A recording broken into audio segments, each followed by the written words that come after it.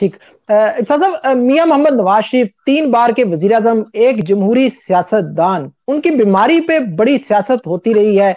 आज उनके नाकाबिले जमानत वारंट भी जारी कर दिए गए हैं। क्या एक जमहूरी सियासतदान को ये हक नहीं है कि वो अपनी इन खतरनाक बीमारियों का इलाज करवा सके? वो शख्स जो अपनी बेटी समेत जेल काटने मिसाल दे चुका है आने की। यही तो मैं कह रहा हूँ कि बर्दाश्त नहीं रही ना मौजूदा हुकूमत में। और जो या तो इंतकाम ले रहे हैं या कोई बुक्स है, किस वजह से ये सब कुछ हो रहा है मुझे तो इसकी समझ नहीं आ रही।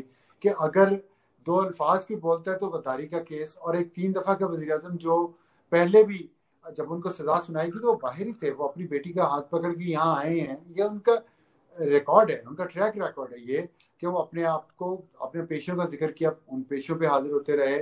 फिर मुल्क से बाहर थे जब सजा हुई, और उनकी बेगम साहिबा जो बिस्तरे मर्ग पर थी, उनको पता था, हमें उस वक्त नहीं पता था, लेकिन उनको पता था कि उनकी हालत क्या है, कि वो उनको वापस दोबारा नहीं देख सकेंगे।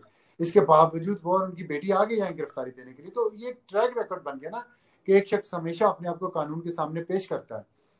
तो उन्होंने पेश किया, अब वो एक अदालती प्रोसेस के लिए गए हैं और वहां पे उन्होंने इलाज करवाना है। तो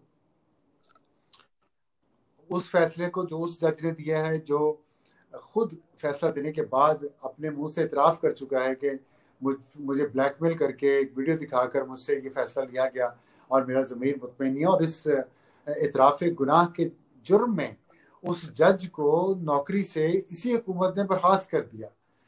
तो उसका फैसला जो है वो अभी भी वो माना जा रहा है, वही फैसला जिस फैसले की वजह से उनको नौकरी से बर्खास्त किया गया है, उसी फैसले की बुनियाद पे आज हाई कोर्ट ने मियां नवाज शरीफ साहब के वो वारंट गिरफ्तारी जारी कर दी है, नाकाबिले जमानत।